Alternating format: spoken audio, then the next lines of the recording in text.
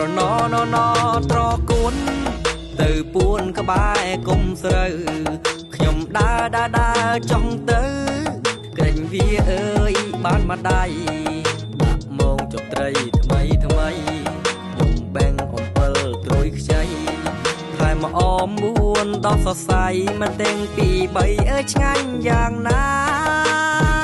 អើយឆ្ងាញ់យ៉ាងណាអូរណនាងស្រែហូបតែបន្លែធម្មជាតិត្រីស្រស់ឬក៏ត្រីងៀតក៏ធម្មជាតិអើយឆ្ងាញ់អង្ចាខ្យល់ប